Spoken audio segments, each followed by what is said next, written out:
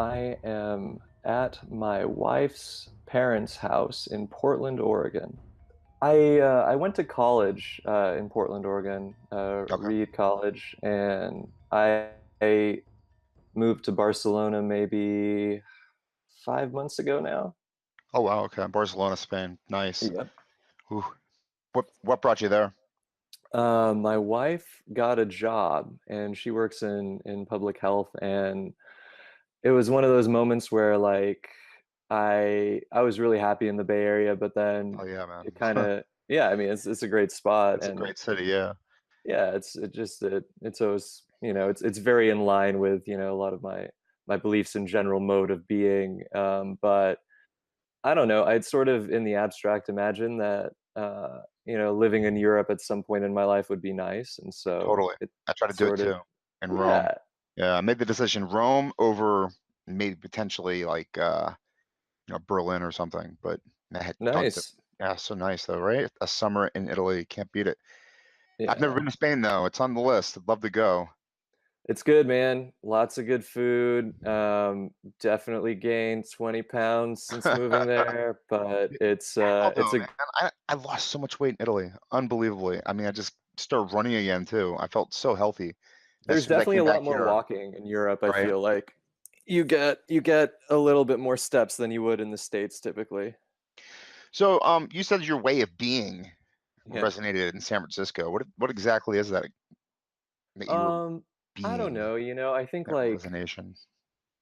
I would say it's sort of, it's countercultural history which still lives on in many respects.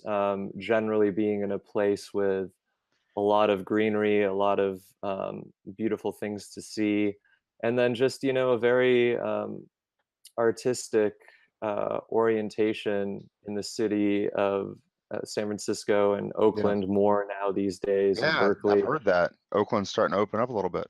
Yeah, yeah, and I mean, a lot of people talk about the demise of the Bay Area in terms of all of the artists leaving because it is indeed getting far too expensive to really live there. But nonetheless, I find I'm the kind of person who I like for example, meditation is important to me, and so to just be in the same city where the San Francisco Zen Center is, that was a huge Ugh. plus. I To can't get be into meditation, man. I hear it's so beneficial, so healthy, right? I yeah. mean, I love yoga. I Uh-huh. love yoga. I can't get to it enough, unfortunately, but I can't get into meditation. I just can't How make come? myself sit What? still long So enough. how? What is it about yoga that you? Because I find them to be very similar, but kind of different Yeah. emphasis. Yoga What? is challenging. I like it. I like to Mhm. sweat. It feels very physical to me.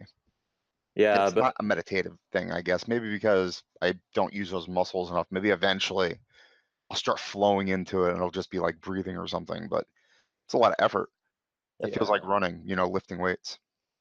no, I feel you. I feel you. I mean, I see them as sort of complementary, but I get it. Like it can be Do hard you to have sit do you have still. the thing when you practice yoga, do you have the thing already memorized or whatever it's called? Like the asanas, like the sequence, basically. Yeah, exactly. It depends on where I go, because they kind of in the Bay Area, I would go to a group where it was fairly similar each time, to the degree where living in Barcelona before I really got settled into finding a good yoga spot, I would try and do it at home, and to a degree, like can remember all of the different sequences. But it's more a discipline Yeah. thing. I find it harder to really go a full hour. I like being guided, right? I like somebody telling me what to do and telling me when I'm cheating because it's so easy to lapse into, not doing it necessarily hard enough for what you can do. Oh, for Which is the point, sure. right? I mean, you want to push yourself every single time you do it. Yeah, I like to think of it as it's sort of like spiritual peer pressure to practice in a group of people. It kind of like you feel like, one, you want to perform better around people, but then also Oh, there's really? this accountability, of people just kind of like, 'cause it's the same in like group meditation. It's easy if you're meditating alone to just completely just wait for the bell to ring, instead of That's actually very interesting. practice. Does that speak to your personality a little bit, you think? I mean, in terms of like you're being competitive in the group. I keep my head down. Like, I'm just trying to get through it, without embarrassing myself or letting loose a fart or whatnot. You're trying to do it better than everybody else around you? Not necessarily. I don't think it's so much a competition thing. It actually, I think, comes more from like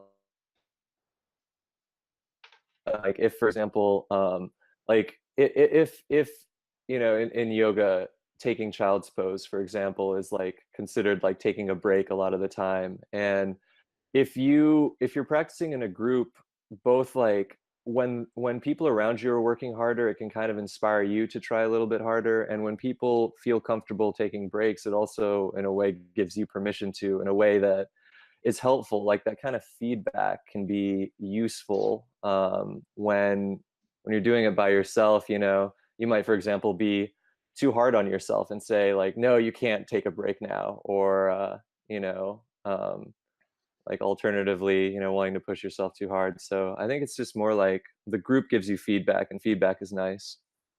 Yeah, it's true though, man. But then the group wants to make you work yourself to death because they're constantly competing with you. I love how like it's an analogy for like work life in general nowadays, right? You work 13 hours a day, you bust your ass, but not you. You go to Barcelona, and it sounds like you're on vacation, right? Yeah, it feels that way a lot. I mean, I'm happy to leave behind the Bay Area grind in a sense. I mean, like It beats it's you, right? I'm in New York City, man. It's like immediately it just sucks in you in. It soaks into your skin. This like anxiety. You like feel it around you, oh, the for rules or sure. whatever. Yeah, no, it's nice to be, especially given that I don't really have too many friends yet. I don't really necessarily have a social network out there, and Mhm. I don't have to, I'm working remotely still for the same nonprofit I was working for in the Bay Area, but then also just, freelancing and kind of being able to choose my own schedule, being able to choose um, a lot about my life in a way that can eliminate distraction. And I think just generally it might be, reflective of Spanish culture generally. There's a certain lack of urgency around a lot of things, and that has been very refreshing. Like the siesta is real, like All from right, 3 I to heard that. 5 p.m. like every day. Most stores and stuff are just closed, and it really kind of shifts the emphasis away from what for me had been just I don't know. I mean, I was working in startups and stuff like for most of my time in the Bay Area, just this kind of like existential panic that would permeate my days.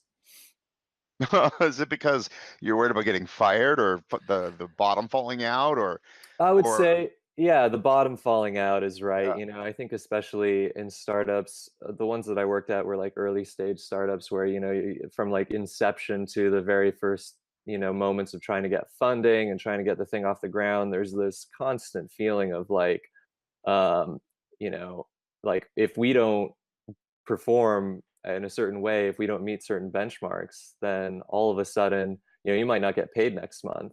Yeah, And when it's it's crazy. centered around technology as well, when a lot of my work just involved me just constantly checking my phone and making sure everything was okay and things like that. Mhm. Yeah, it's hard to not wake up in the morning and immediately feel like a sense of stress, or just throughout the night.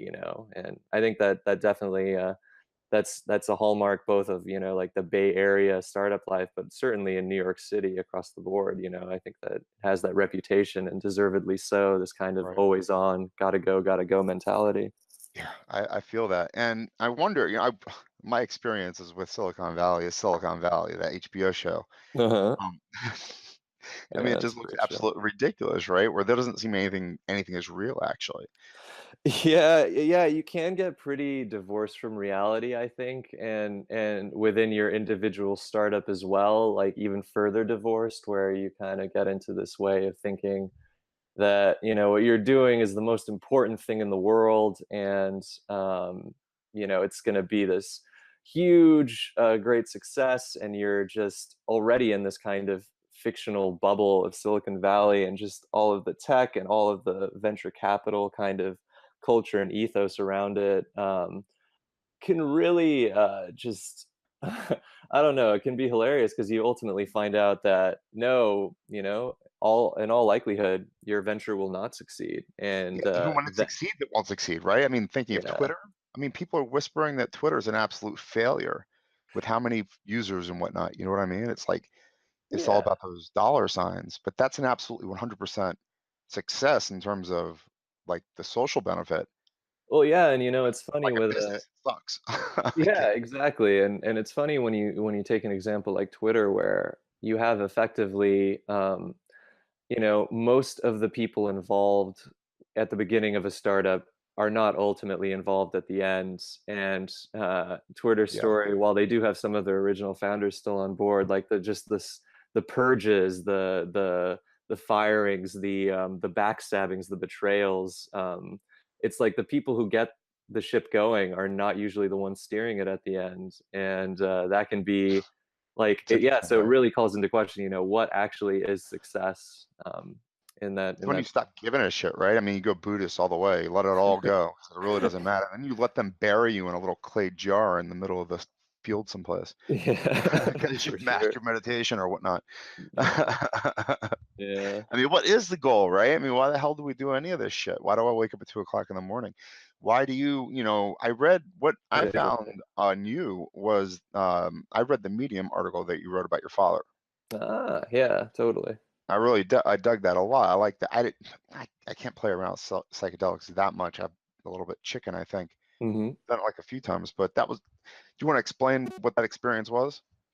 Yeah, yeah, I guess the long and short of it is, my father, who was living in Egypt, for most of my life, wound up living in the same, city, Berkeley, as my brother and I. My brother's 2 years older, and, just to be blunt about it, we are psychedelic enthusiasts, my brother and I. We have, like I don't quite take it as often as I did in my early 20s, like most people, but life. And my father wound up living in the Bay Area in the last couple of years to escape the turmoil of the Arab Spring in Egypt. Yeah, And um, as someone who was somewhat absent for a large part of our lives, not absent insofar as he was very supportive from afar, but he wasn't really in a position to be a part of our lives in the States as often as he'd like. Psychedelics in a way prove this sort of bridge for us in terms of getting interesting. closer and making up for lost time.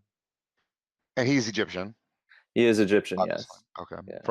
For your first generation Yeah. American or Yeah, yeah. exactly. Yeah, Okay. my brother and I were born in the States, and my parents are both Egyptian. I mean, I guess the conversation currently happening in the country that speaks to you, wouldn't it? Or does it not?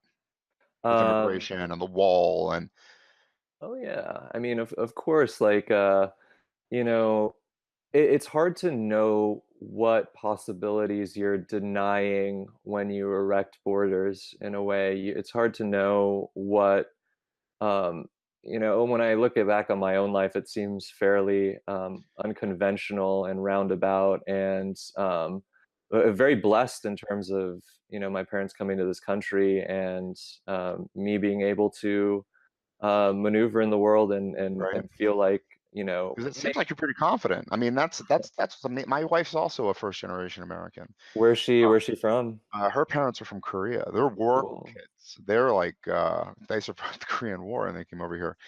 So I mean, watching her, she's confident too. Like she's got this amazing ability to navigate through the world.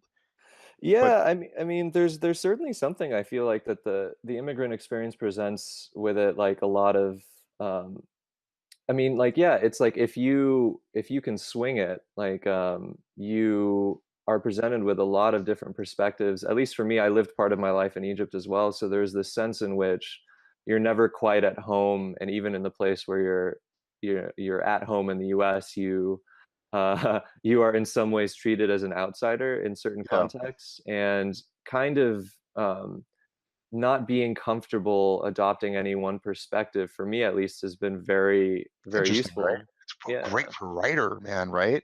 You can kind Yeah, of bounce yeah. between whatever dude, I can look at gun enthusiasts and understand where they're coming from. Would never Mhm. want to own a gun. I think it's totally irresponsible, but I can understand where they're coming from. You know what I mean? Oh, for It, sure. I mean, like, I was born and raised in Texas, and so like in a very conservative environment, and so I was around a lot of what is these days called like the Trump voter. I mean that's like yeah, basically my background, and so I'm friends with a lot of people who ultimately like as they grew up like became increasingly ardent conservatives, and like when you're thrown into an environment where you might be around a lot of perspectives you don't agree with but still have to make it, I think you're able to more easily see the common humanity with people, because like yeah, I might have yeah. some negative opinions about them, but at the same time they're human beings, and like while I wouldn't talk politics with this one person, I might Oh not man, I forget might be about able it. to Who play would you talk basketball with politics with, right? Who are you gonna them. say anything to? Unless it's like Yeah, a close friend or family member. I just want to keep it. I mean, even on internet nowadays, you just want to be very careful.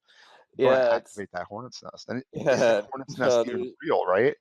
I don't even know. it's hard. It's hard to really, it's hard to, it seems to reach one another, which is of course something we all know in these polarized times. Is it's hard to communicate with people who don't agree with you, and likewise. So, So that's interesting. You lived in Egypt at what age? age 5 to 9. 5 to 9. Okay, Yeah. interesting. What'd you think of it? Where'd you live exactly?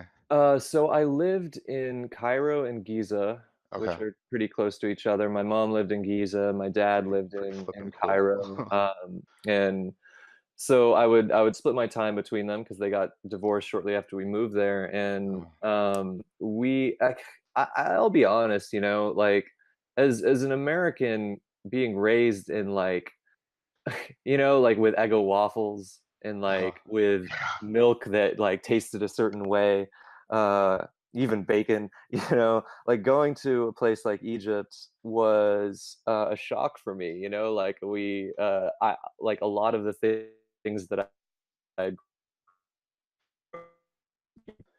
were not there, and I'm very grateful for the experience, but it was certainly Right. it was a challenge. I didn't speak the language. I was very it was a tough few years that I don't think I have many happy memories from, but nonetheless was incredibly Interesting. useful for me. To dwell back on, to develop what ideas on the world? What was it? What do you use it for? Yeah, I mean, I think it was so discontinuous with my past experience that going back to this point of like not quite feeling at home there.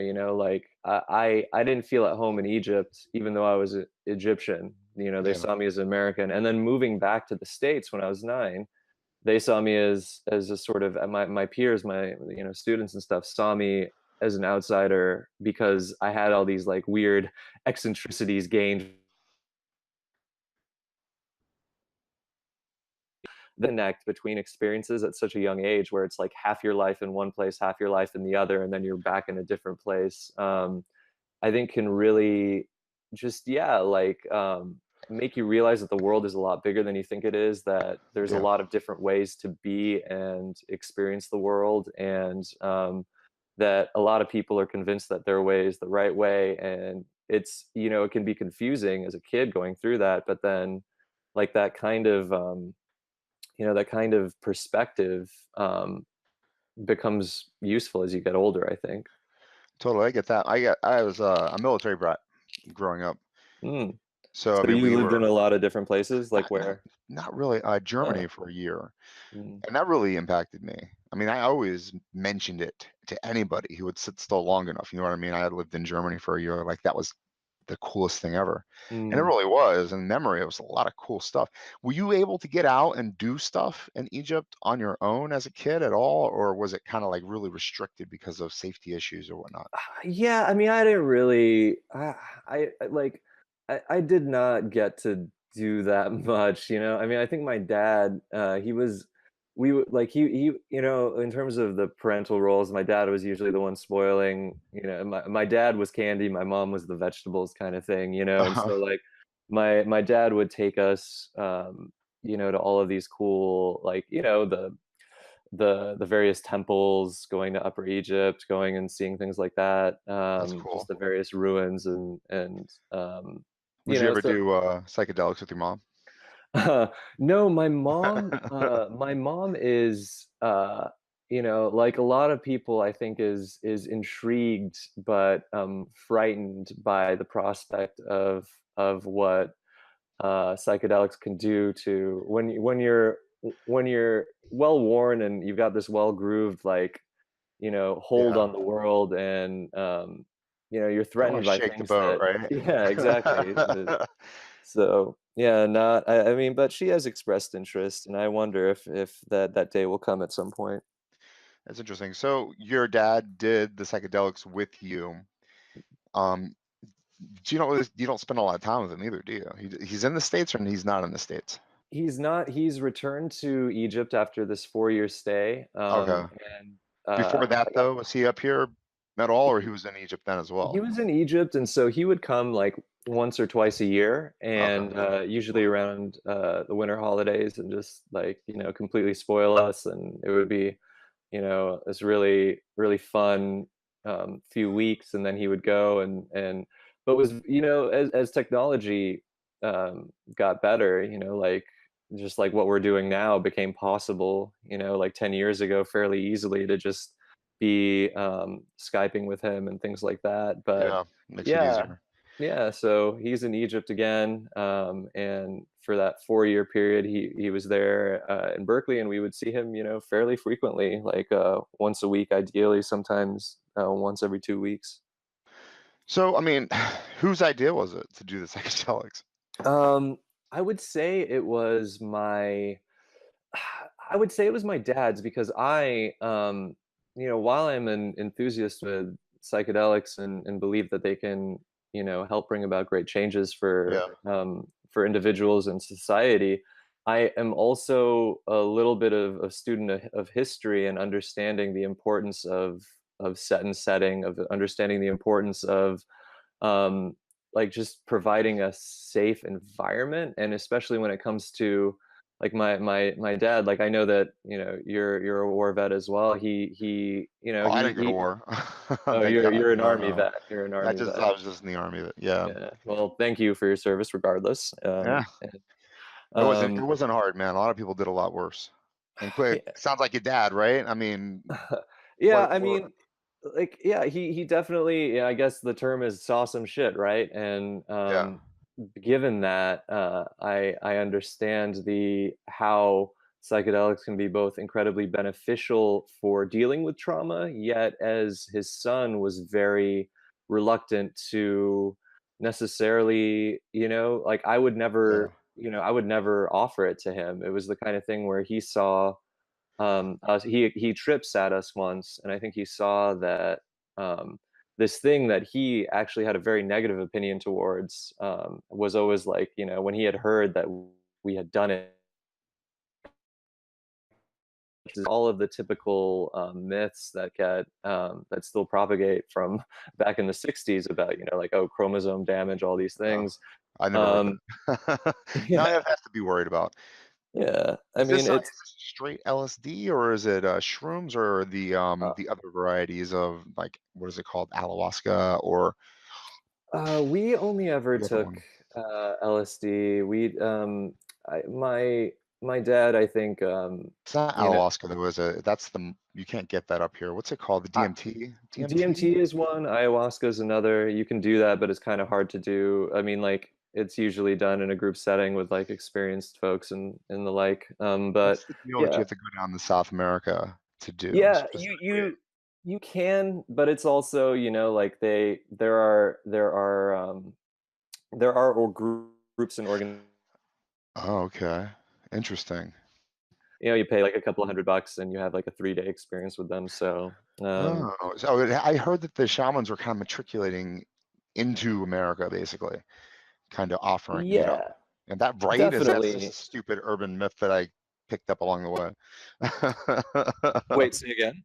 I heard that they were Yeah. actually coming from South America and moving it here Well, themselves. well, it is the case. Like, like a lot of I know a shaman who he's from Belgium actually, but he went down to South America. And a lot of folks do this where they go down and they kind of become initiated in the ceremonies, and the Take it ceremony back is where they're such a from. key part of the whole Have you done ritual it? with ayahuasca that they come and then they get you situated, and they'll have, it's a white dude or woman or whatever, but like, it's they're trying to be true to the ceremony in the States. Is that cultural misappropriation or something along those lines? You're I taking mean, somebody. that's always a conversation that you can have, right? Right. I mean, like, I think, especially when you're talking about psychedelics, it's interesting because, LSD is one of the examples of a synthesized chemical that, I mean, it's from a naturally occurring compound, but I mean, like, basically, it's something created in 1938, right? Yeah. But then you look at something like magic mushrooms, psilocybin, and that is heavily associated with what's called the Velada ceremony in So Oaxaca. it just tickles, man. Whenever I think of stuff like that, I just want to write, you know what I mean, of our Yeah, origins as a species. Because yeah, for I just sure. want there to be a connection so bad between mushrooms and our consciousness. Like I Yeah. just want it to touch. I just want those things to just mush together and become like one thing. And every time you eat a mushroom, you just become a little bit more aware of what your capabilities are or something with that consciousness thing. Oh, We're for so sure. limited, man, right? With all the ego shit. And that's what they say it does, right? It breaks that ego down. It breaks it down and lets you look at it a little bit more. Yeah, Why for do you act the way sure. that you do? I mean, Potentially. it gives you a nice vantage point that, like, is temporary like all things, but is useful, I think. And I agree. but I I mean, mean, I did it twice in my life. I did LSD twice. Once I was 15, 16 years old, maybe way too young to have actually done it. And I had an epiphany that I was my brother or something along those lines. and And that one what, like, that say it more. What was that like? what's that? Say more. What was that like? That epiphany.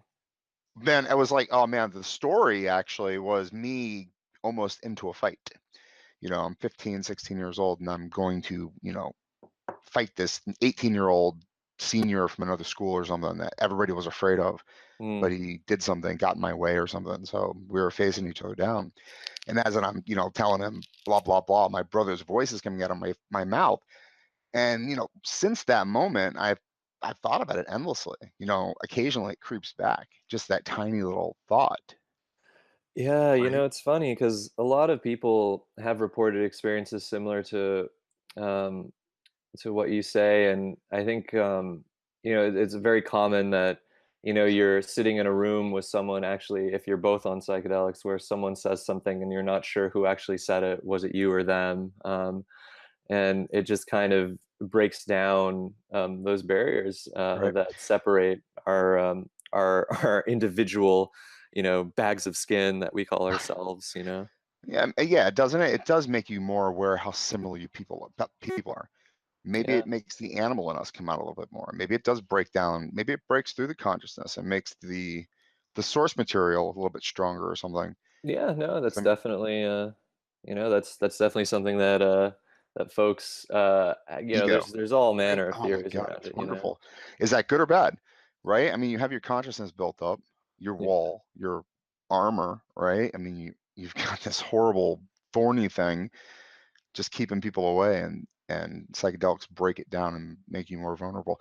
I don't know, man. They say that it helps. MDMA too helps in PTSD treatments. Oh You know, yeah, no, for sure. And I mean, that's one, I think, I imagine, as an army vet, you're familiar with the statistics around just how many veterans, I think, like, the last one I read was like 24 a day commit suicide. And when oh, the numbers you are horrible, but it doesn't start there. I mean, it gets a lot worse if you see trauma like they do. But a lot Yeah. of people have PTSD. Oh, for I mean, a sure. lot of people who are in prison now who can never break that cycle, and they'll Yeah. never get this medicine, man. Unfortunately, I mean, even weed. I mean, they're not getting anything. They're sitting in jail Being rotting, in and the when Bay they get Area. out, they can't even use it when they get out. They can't use medicine that's probably going to make them better, and they're Yeah, going to it's continue to work true. I on. mean, there's a lot of barriers for sure. But I am hopeful because I think, an organization that I'm a big fan of in the Bay Area that I've done a little bit of work with is the Multidisciplinary Association for Psychedelic Studies, and they're the ones who, since 1985, have been leading the charge to uh, have psychedelics turned into legal medicines, and MDMA is at the forefront of that. And I Yeah. think the Ketamine last I too. Does that checked, count? Same ballpark? yeah, Ketamine? well, there's this whole debate about whether MDMA even classifies as a psychedelic, and similarly with ketamine, which is a dissociative. But like for purposes of therapeutic use, they're included under that umbrella. And I think the MAPS, the Multidisciplinary Association of Psychedelic Studies, they do include psychedelic quite hard, and the FDA has fast tracked, I think, phase 3 of trials with MDMA, meaning that if all goes well with this latest round of research and testing, that MDMA could become legal by 2021 for therapeutic use for people who are suffering from PTSD, people who are suffering, who are dealing with addiction Depression too, I hear it and works wonders depression. for, Yeah, yeah.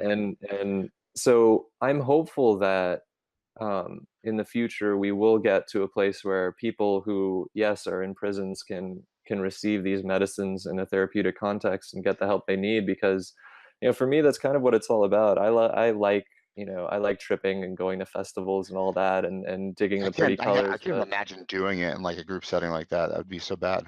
it's hard, man. It's an It's not adventure, it's right? not easy. There's this whole divide between people who think that you should be taking it just in this like nice room with blindfolds on and nice music playing, and others who are like, more about the Dionysian, just like ecstatic group element of it and inner subjectivity and all of that. But regardless of where you stand, I think for me, like if these are to have a place in our society, ideally, the most important to me is like their capacity to heal and to help. And so if that can happen, and it feels like it's pretty close to happening, then I am hopeful, because I feel like with veterans in particular, like it's the kind of thing that breaks my heart that there are so many who, after serving their country, are just struggling. And you see it in San Francisco. I imagine it's like this in New York, where there are so many on the streets, and so many who are just not well. And Yeah, man. Yeah, it's very true. And it helps society more than just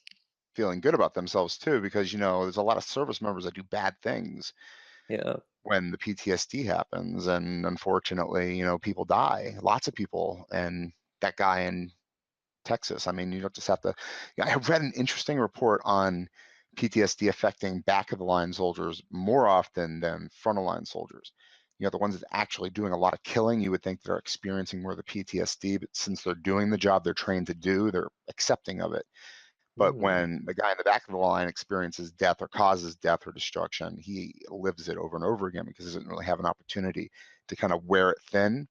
yeah, So those guys are more likely, the truck drivers, the mechanics, they're more likely to have episodes at home. And people are like, what the fuck, dude? You're just a truck driver. What the hell? yeah. I did not know that. That's interesting.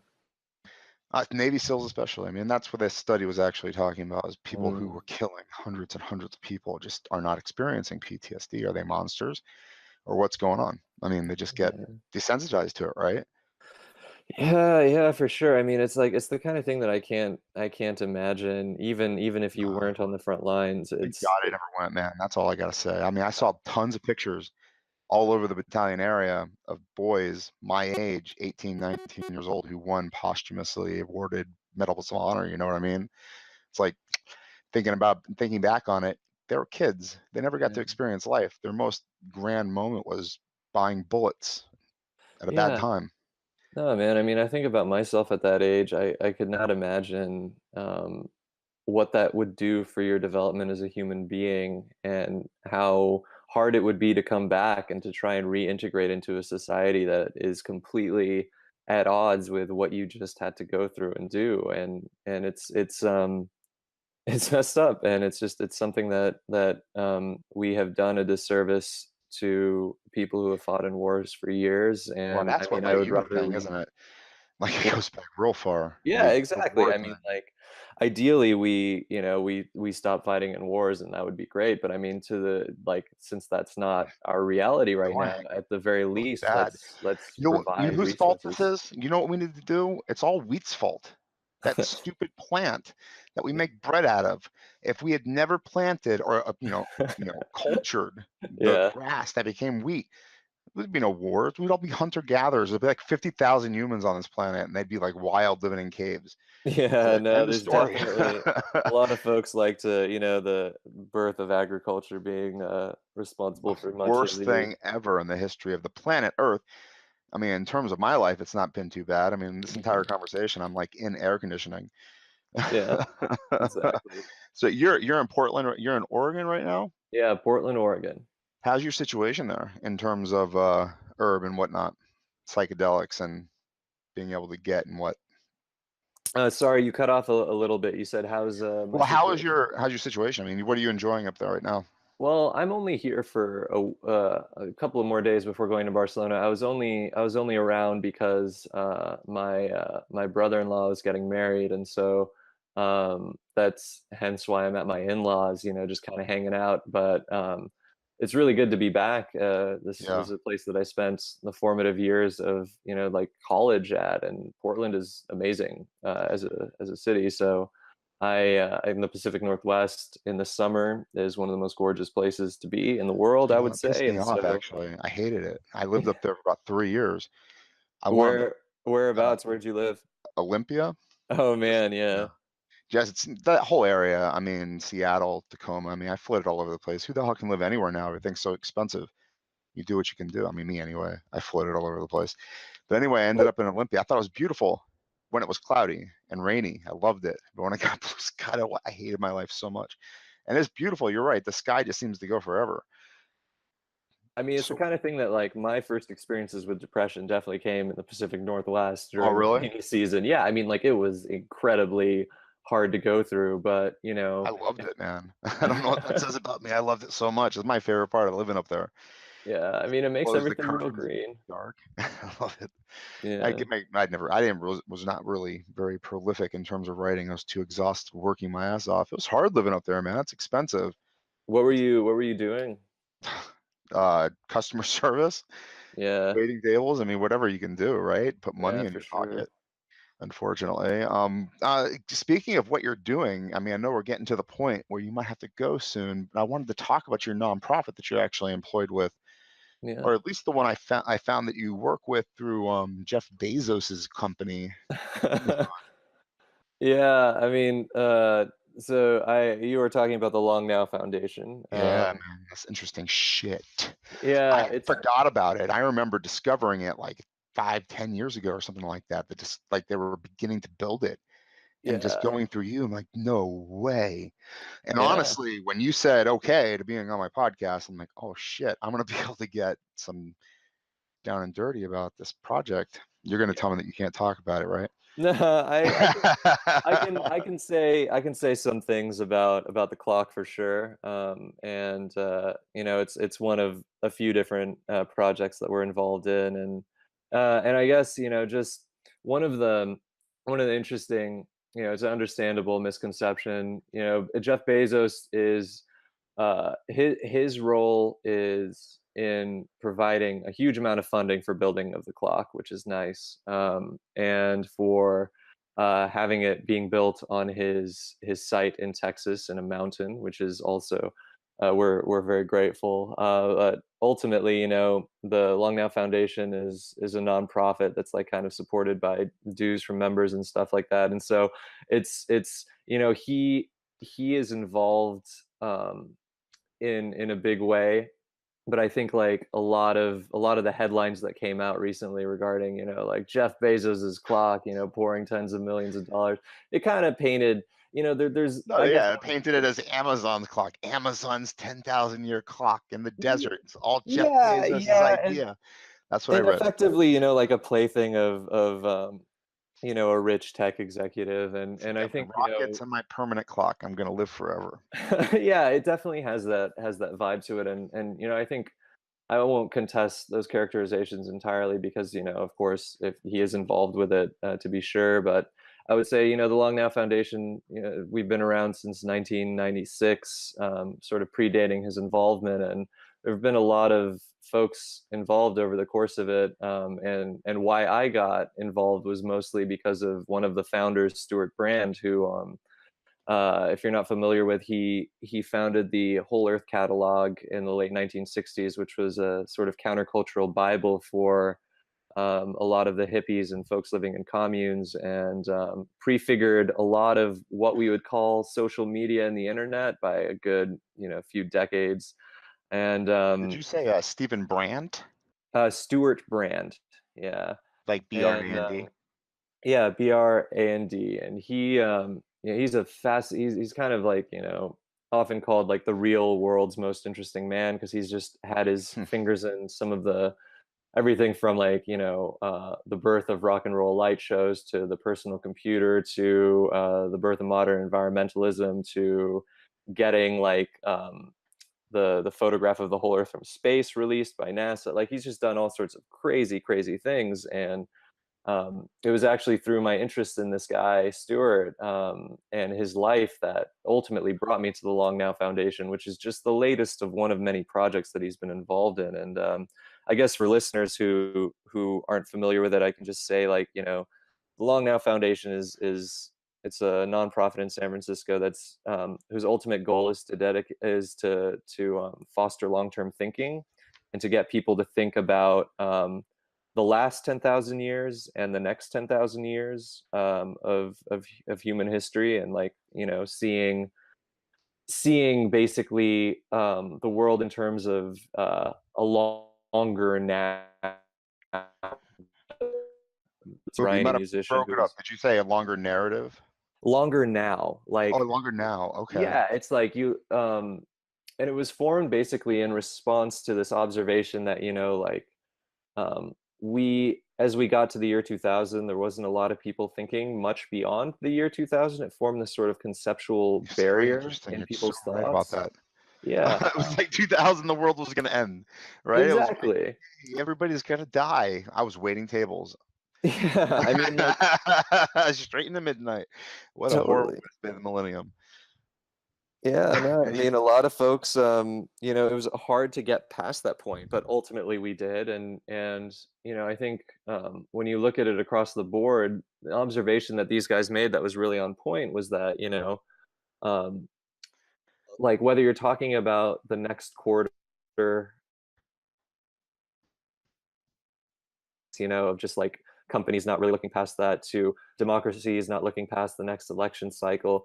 Whatever it is like, we're increasingly caught in short-term thinking, and the technology is playing a role in that with its acceleration. And so the Long Now Foundation basically is doing a whole bunch of different projects to get people to think in terms of a longer now. And the yeah. clock from the very beginning has been the project that gets the most attention. It's a 500-foot tall clock being built in a mountain that's going to last for 10,000 years.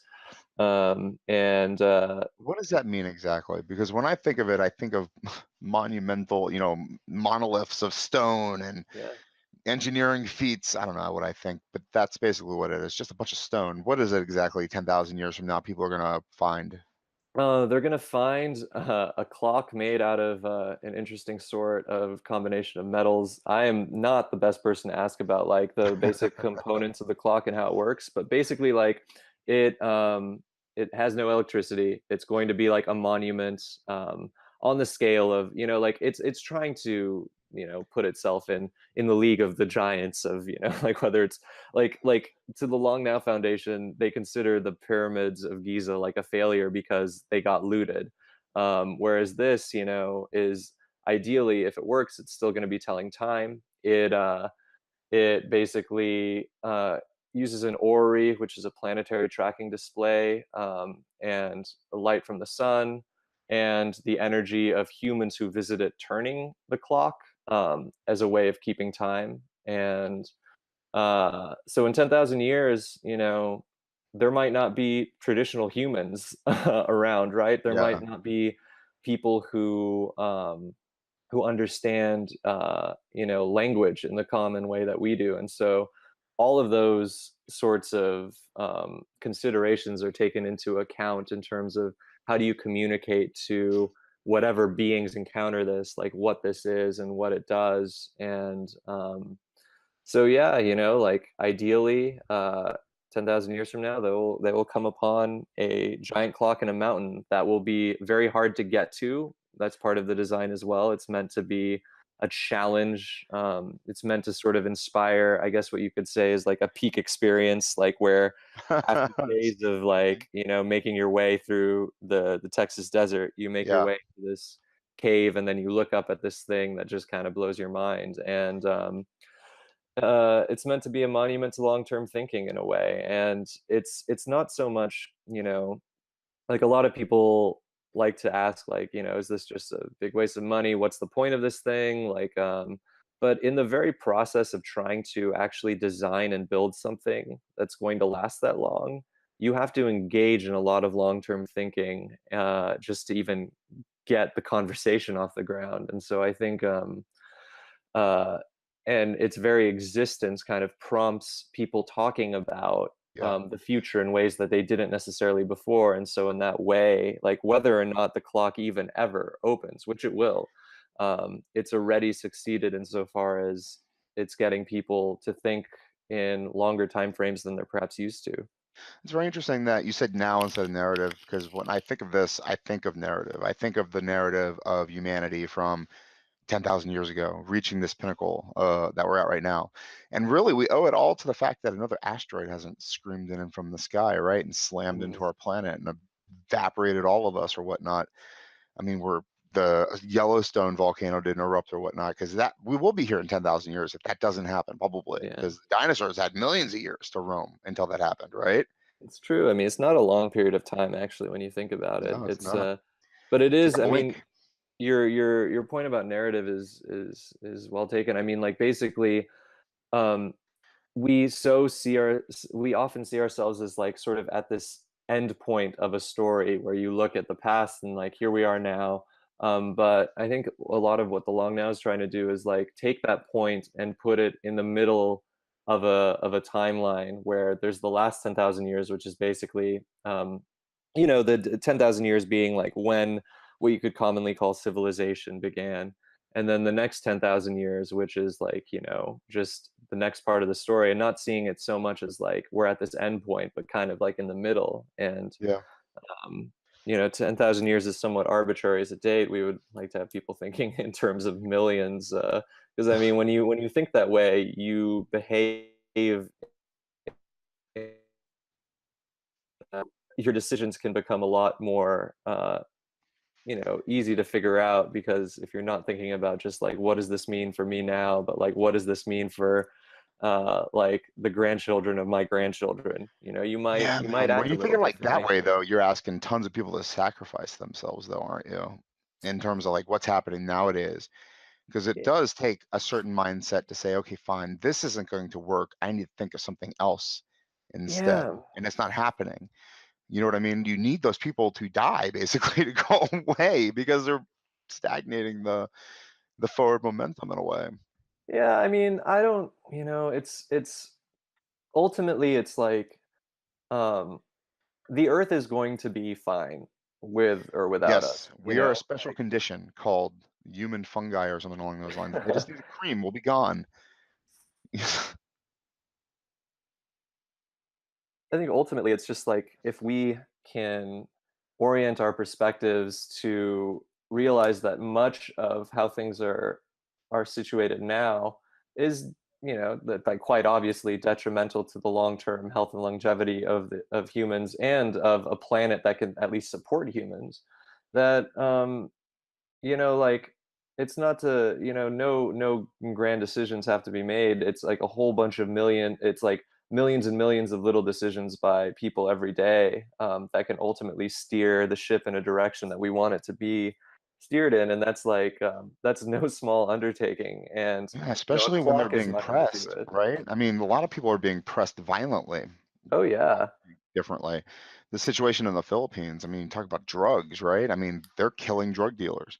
Drug dealers, you know what I mean? People who can Yeah. dispense medicines or whatever are being murdered. Yeah. I mean, that's not gonna happen in that country. You know what I mean? They're seriously killing people because they're dealing drugs right out in the open without no trials. Yep. Nobody's gonna do drugs in the Philippines. You know what I mean? So they're not gonna really be having that social or cultural or conscious awakening or whatnot if you need drugs for that to begin with. But is there really gonna be a lot of exploration beyond the box? Is that Yeah. possible? Yeah, I mean, it's You need definitely the countercultural, right? You need the people who are willing to dive deep into their subconscious, like you. yeah. No, I mean, I definitely it's got like, all of these things have to start somewhere, and, of course, the incentives of, a drug runner in the Philippines are gonna be it's gonna be hard to reach that. It's gonna be hard to reach a lot of people who are struggling, who do not have like, I think long-term thinking is a privilege, honestly. It's a privilege a lot of Yeah. people don't actually have the opportunity to. And it's But for being those who constantly battered against, right? On all sides of people who don't want you to think long term. Yeah, Stop thinking yeah. long term. No, stop doing that. At least for Be the dumb, people. be illiterate, be in prison, be a slave. You know what I mean? Watch TV. Don't think. Yeah. No, for sure, for sure. And I think it's I'm it's whatever. it's ubiquitous. It's kind of it's all encompassing, and, but at least for the people who are in a position that they could, Hmm. um it behooves us to do what we can to reach them and to say, like, like, what you're doing ultimately matters. And just on just a purely scientific terms, it's like what happens in one part of the system affects the other parts of the system, even in ways that we can't necessarily discern. And so, like, we have uh, I feel like an obligation, if we can think long term, to do so. And some people, it's just on a day to day basis, like, that's a hard thing to do, practically Yeah, speaking. It's hard for me it's to not really want to reach difficult. for my phone right now and see, like, what Facebook notifications I have. And then, like, Do or you to get just, like, you have a lot of traffic, right? On your medium and on your words and on your face and uh, basically generally your work, right? I mean, I haven't really been doing this that long. I haven't really been writing articles except for, like, the past year or so. I've been happy with the response a lot of them have generated. I actually was, much of what I was doing before this was in, I was a video editor. I would create Oh, I these watched a few video. of your videos. Yeah, yeah, and I mean, like, those, like, in terms of traffic, like, it those would, like, there's a certain rush you get when the social media ecosystem can really reward, stuff by going viral and stuff. And, like, I've had I've been lucky enough to have that happen a few times with my videos. I would say more so than with my writing, but the writing is kinda a just getting started out thing. But I'm happy with the pieces I've done in terms of the ones that resonate. Some don't, obviously, Does but it offer yeah. you like a path forward in terms of your creativity? Um, yeah, I think so. I mean, like, You're at doing what least. you wanna do basically, is what I mean. Yeah, yeah, I mean, I definitely had always wanted to be writing more when I was working in startups, and I definitely, like, I've always had this dual interest in, like, visual language and visual communication and, like, sort of short videos or whatever, and also writing, and so, like, this kind of the twin things of multimedia and just, like, the power of the written word, and, like, Yeah. something that requires with writing a lot more attention than something that is designed to kind of extract your attention like the videos are. And I don't know, able to do. I'm in a position where I can pursue both, and I think creatively I feel, you know that's one of the nice things about living in Barcelona these days, is, like, being removed from a lot of distractions. I feel like creatively I'm allowed to just, uh, kind of fly about as I want to. And so I'm feeling pretty good about that. It feels like it's, just the beginning, but it feels like I'm happy with how it's going so far, I'd say. Well, you are married, so I mean, you can't really fly about as you want to. It's true. It's true. Come Within on, certain, bro. yeah, within I'm in certain your limits. situation. I have no control over my own life at all. Yeah, no, that's definitely true. Although, for there are hours of my day where, she might be at work. People on the West Coast that I because it's 9 hours ahead in Barcelona, where basically, I know that there is not going to be any demands made upon my time, and that is just a tremendous luxury that Yeah. it's kind of daunting sometimes, like, it can be overwhelming to have just, like, the ability to, like, "All right, what are you gonna do today? Are you gonna write? Because writing is pretty hard to do, every day like you should, and, I always have a project. I have so many projects I'm trying to finish, right? And something to yeah. get into this publication or that over here or something. But I write fiction, so I mean, I could do whatever I want. I'm not tied to current events or whatever. It's hard, right? I mean, you write long historical narratives. Is that what I read on your bio? Yeah. Yeah, mostly. I have not ventured into fiction. I'm frightened by fiction. Why? Fiction writing. Why? It's the most ridiculous form of art. It's just words thrown together in like the mashup. It's true, but I feel like constraints do me some good. Whereas, like, I feel daunted by the fact that I could say anything at all in fiction. Whereas with nonfiction, there's this interesting thing where you technically have these facts, you have these you have Depend, these like yeah, exactly. Depending what which resource you which pull are them out getting of, right? looser every single day in terms of what even What are constitutes facts? them according to various people, but you're constrained by, okay, X, Y, and Z happened. Well, kind of happened. According to so and so it Right happened this way, now, this according to is the so way it and so it happened. happened. Tomorrow, it Yeah, may be different because we're going to have more information. 10 exactly. years from now, this same event is going to be dissected in so many different ways that it won't even be the same narrative that you heard the second day either, or the third or the fourth. I mean, history is so, what do you call it? Flexible? No, it's not Yeah, even flexible, malleable. right? Malleable. It's, you can just mold it, and not mold it because you're not molding it. Yeah.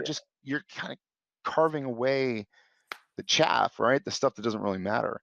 Well, yeah, I mean, like, I'm really influenced by this historian and theorist named Hayden White, and a lot of what I try to do when writing history and stuff like that is basically try and inject a sense of narrative into it, and realizing that, like, writing fiction and writing nonfiction aren't so different in terms No. of the sort of rhetorical tools that you can use and the narrative tools that you can use. And it makes it fun because you kind of know that you have to wind up at point X at a certain point, but, like, you Yeah. can take very creative paths to get there that can reveal aspects of the history and the story you wanna tell. And I mean, some people think that this is tremendously irresponsible. There's a notion of, teleological history writing where you're writing to a certain end. You're writing to make the story say a certain thing instead of being as objective as possible, but I've Why always be been kind of objective, right? I mean, be yeah. subject.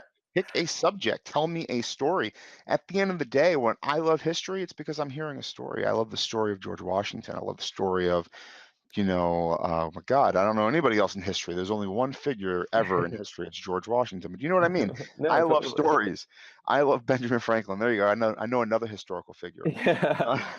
No, for sure, man. I mean, I think it's true though. Like, they're all just stories at the end of the day, and I Yeah, think, like, in a funny way, they resemble myths more than anything else. And I think that it's quite a joy to get to, like, use what people take to be fact, and to play with that a little bit and to tell stories that, at least to me, like, I make no qualms about it. Like, I am biased. I am well, yeah, I tremendously can't help biased, it, man. and You're not a robot. yeah, You're not a binary machine that just runs on functions. You have to be biased based on no, everything yeah, that's happened to you. Your synapses are warped to you, no, however yeah. that works. I feel like you just wanna, like, at the end of the day, like, I feel like my bias that is, ultimately, it's like I want to get people to think in certain ways that get them to appreciate, I guess, what hippies would call the here and now more, and to sort of realize how that extends in time and space, and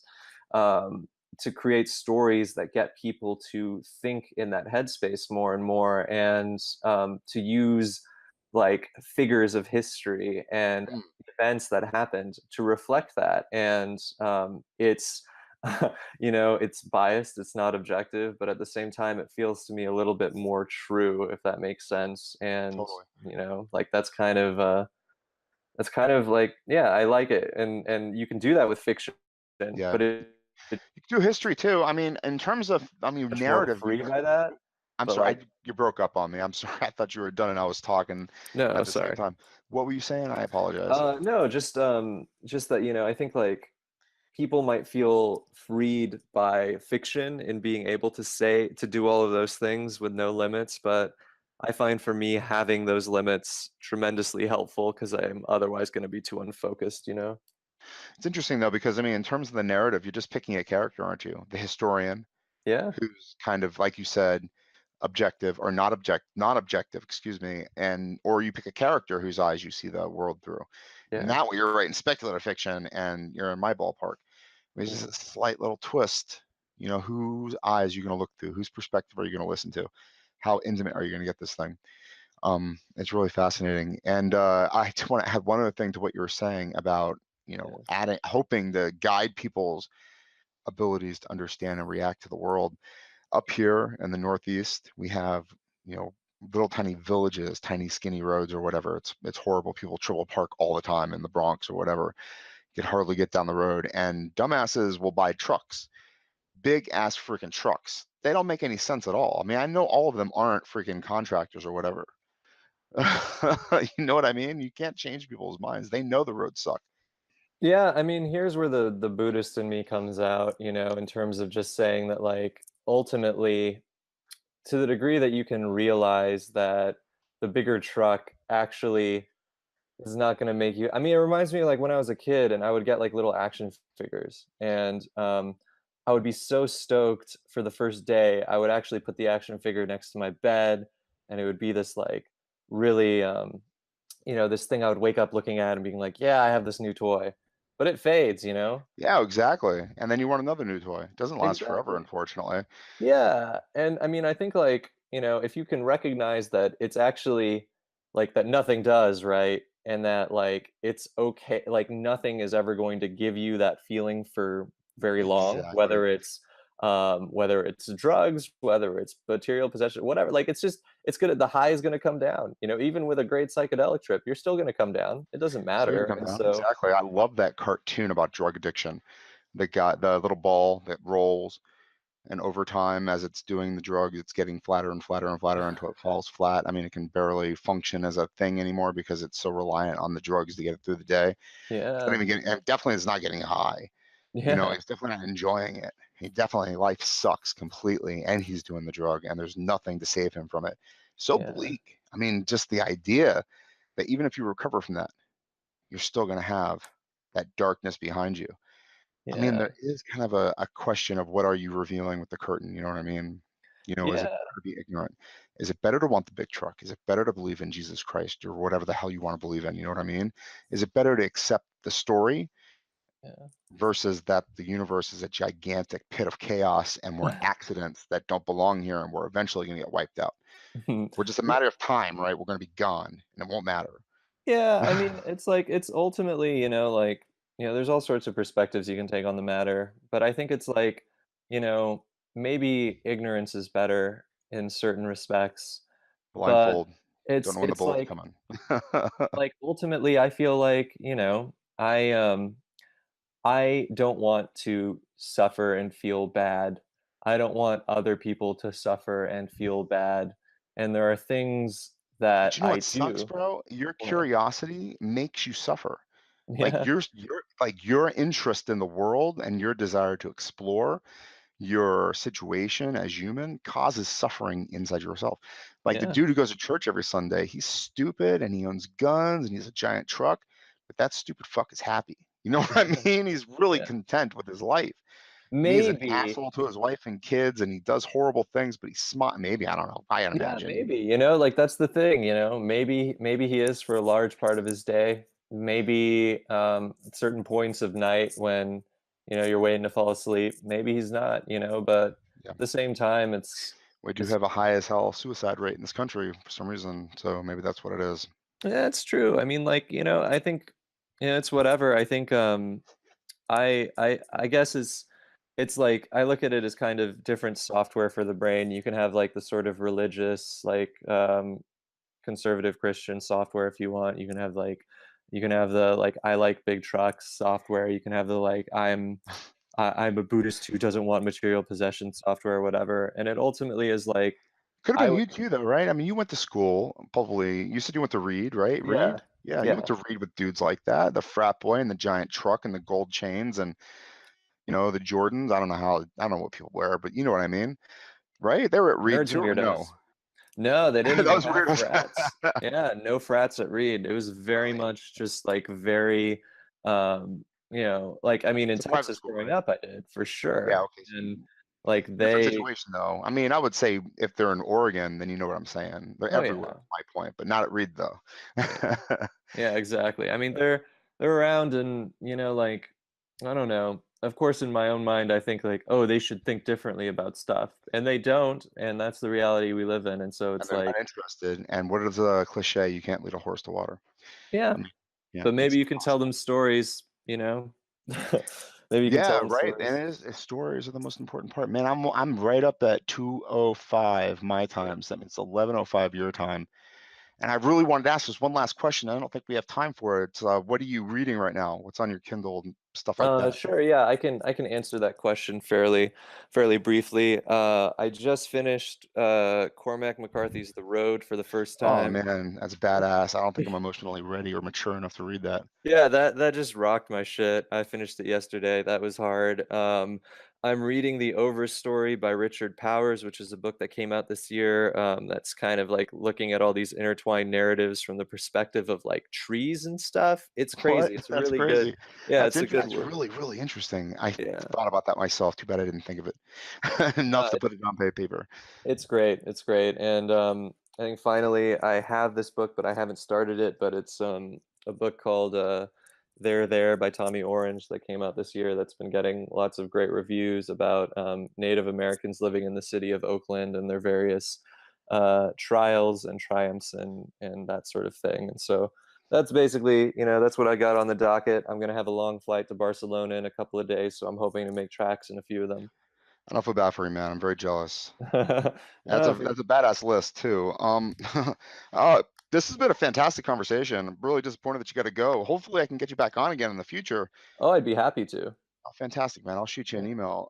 Do you want to let people know where they can find you on the World Wide Web so they can Yeah, interact and whatnot? so you can go to my website, ahmedkabil.com. That's AHMEDKABIL, or find me on Twitter at Ahmed Kabil.